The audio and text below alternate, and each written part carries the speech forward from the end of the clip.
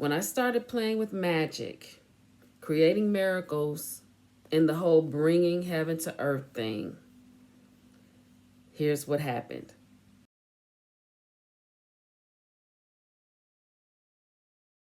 First, my story, where I started out. I was a chronic complainer. If there was something to complain about, if something wasn't right or something to criticize, I was the one to do it, like I was getting paid for it. If I caught an attitude because, and I was a nice person, don't get me wrong, I was a nice person, generally happy person. But the moment anything or anyone seemed like it was going to infringe on that, I was all over it. I didn't let anything slide. I was all over it. It could have been a misunderstanding, and I didn't realize it was a misunderstanding where I was the misunderstander. I still was all over it. If I had to confront you and say something about something, stand up for myself, and felt that's what I needed to do, that's what I was doing, right or wrong. Now, I would never sold wolf tickets. I was never at the same time one to back down from a fight. I just was not afraid, didn't have sense enough to be afraid of anything, anyone, right? Then something happened in my family that was very traumatic, traumatizing. It sent me into a dark place. I went into this spiral, and was just in this big pit of darkness. During that time, I did everything I could to remain optimistic, though, and positive and as uplifting and seeing the bright side of things as I possibly could. And I know that that part of myself is what really helped me along this path. I even saw Santa Claus, but that's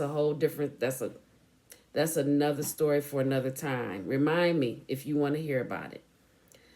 Anyway, during this time, I was starting to wake up. I was waking up to various things that were beyond the 3D. I was waking up to the fourth dimensional way of being and understanding, fifth dimensional way. And I remember plainly there were two instances that happened back to back that I would have normally responded in kind, but I didn't. The first one was this young lady. I was in a cohort, and we were supposed to be working together in this online class, collaborating together. And I remember us scheduling. It was me, her, and one other person.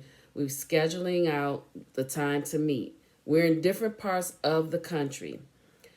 Apparently that kind of got mixed up in her schedule. Me and the other person were Eastern. This person was somewhere, I don't know, Central or Pacific. The times got mixed up, and when we did the group texting, like, hey, everybody ready? This woman came up out of a bag, thoroughly disrespectful, as if she was talking to one of her children. And the other person responded with, wow. I think what this lady said was, I don't have time for this. And saying something along the lines of unprofessional or whatever it was, she wasn't talking to me. And I almost cussed her out. I almost cussed her out, but it was so far off. I'm like, dude, where's your grace? You messed up. You messed up. You're over there. We're over here. We're Eastern. And we had that conversation. But you made it as if we some kind of, fake behind business people and not doing, showing up and raggedy or whatever. And that is one thing I am not. I am on time. Okay. I understand that everybody's time is valuable and I'm not here to waste theirs or mine. When she came out of that bag, you guys, it took everything in me to not, I literally didn't say anything. Typically, I would have said something. I didn't say anything. Something said, nope. I deleted her. I blocked her on the social medias that we were supposed to be connected on together for this thing. I didn't say not one word. Few days later, same week, I was taking my vehicle to get repaired. There was something going on with the hood. Took it to this place I had always taken it to. I was comfortable. Their customer service was fine. They were efficient. No big deal. I went in there and the guy was so short, curt, and nasty. He was nasty talking about, well, the car is 17 years old. And when he said that, I was like, and I looked around because it was as if he was telling my car's age in front of people. I don't know why I did that. But as he was talking, I was like, how much is it for you to look at it? He was like $160. I said, if you guys fix it, will that be subtracted from the total? The answer was no. So then that means I would have had to pay that plus. So he's talking and being all short about it, and it was so far left.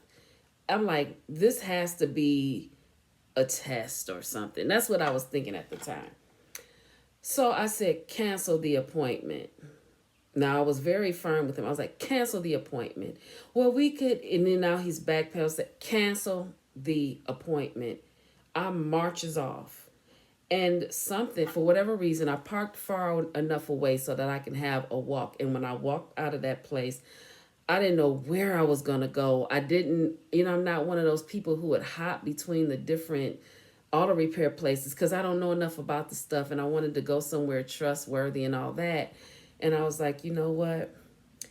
This is going to be free. I'm not paying for this service. This service is going to be free and it's meant to be free. And at that moment, I made the decision.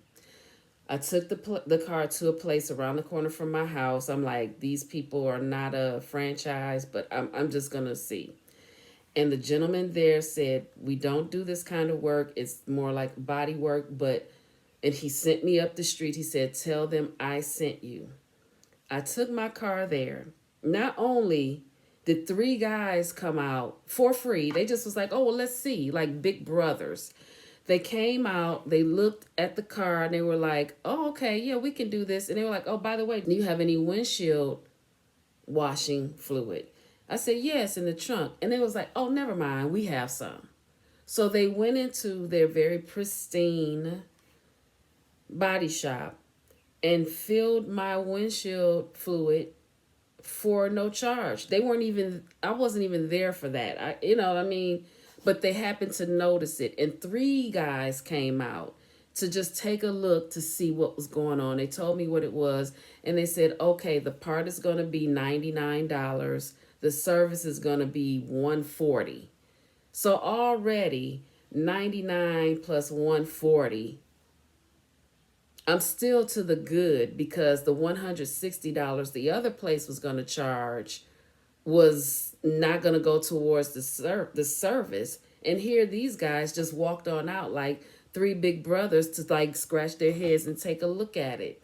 Old school, that's what I'm talking about. So anyway, I was like, cool. I ordered the part, came back for my appointment, dropped the car off, and they called me and they were like, you know what? We found a way that you can actually open it. Come on in and we'll show you. And you probably won't even need the service at this time. I went in there. They showed me how I could, a little bit of a workaround to open the hood of my car. They were like, you don't have to, we'll keep the part here, but we're going to refund you the money for the part. We'll keep it here for a while. And if you decide you want the service, let us know. And no charge. I didn't pay for anything. And I drove that car for like 2 or 3 years. Let me see, that happened before the pandemic. So that happened in like 2019. And then my car ended up getting totaled in 2023. So that tells you how long I went without having to get that service. I probably would, if it wasn't for my car being totaled, I would still be driving it now, not needing that service. They said, all we ask is that you tell people about us. If they need body work, you tell people about us. That's what they said.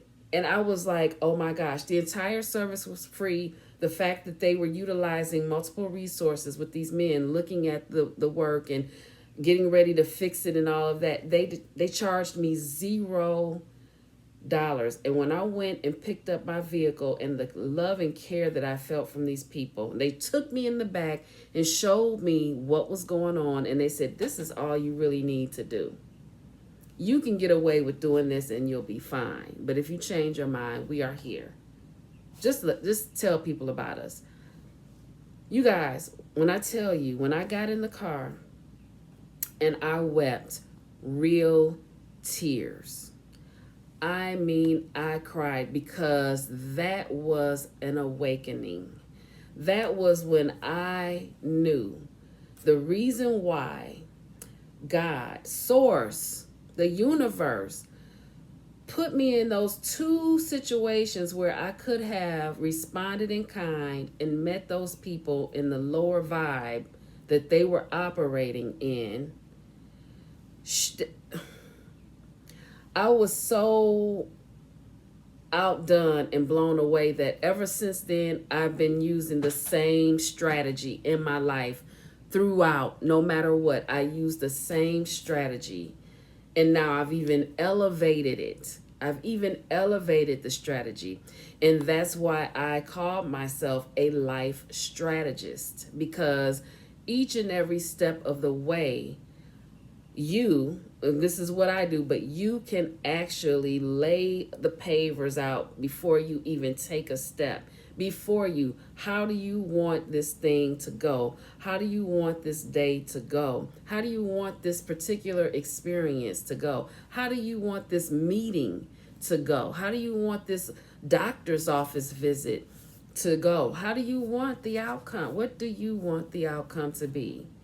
That is true living with intention. That is true being totally uber aware and uber focused on your reality and co-creating the reality and outcomes and experiences that you want in this life.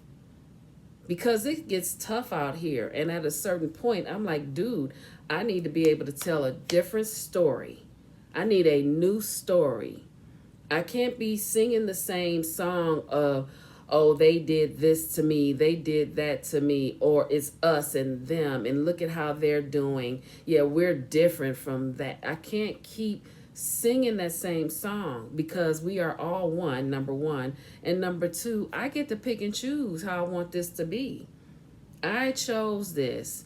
What did I call to myself, in order to experience some of these things that keep popping up?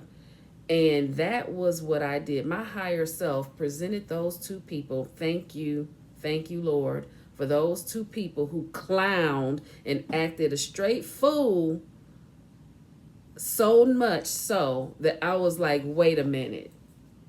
I'm on candid camera, or I'm being punked. Wait a minute, I'm on that show. Like Candid Camera is a show from like the 70s, 80s. Punked is like from the 2000s or the 90s or something. One of the, either or, somebody's playing a trick on me, and I'm about to get this puzzle. I'm about to put this puzzle together. Okay, that's that's my story there, and that is why I am excited about life, because that one thing is all I needed. All you needed is one thing. That was the one piece of proof, one piece of validation that all I have to do is work with the energetics. All I have to do is work with the energetics, you guys. There's so much more. I could share so many different stories. I even have like a journal. For a minute, I was journaling all the things because stuff was so instant. So instant. And that's why I feel that I'm such a powerful manifester, because I do it with such intention. And I'm not the only one. But it's like fun to know that I have these tools. It's like having you have a toolkit. And at any time, when you need a screwdriver, you just reach for the screwdriver and you turn it, use it in the screw, and you turn it, and it's boom, done. Problem solved. Mission accomplished. Dream and wish fulfilled.